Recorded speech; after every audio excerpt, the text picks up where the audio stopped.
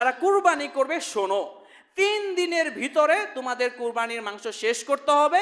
কারো ঘরে যেন 3 দিন পর আর কুরবানির মাংস না থাকে। এটা ছিল ইসলামের শুরু লগ্নে, এই নিয়মটা ছিল ইসলামের শুরু লগ্নে। 3 দিনের বেশি কুরবানির মাংস ঘরে রাখা যেত না।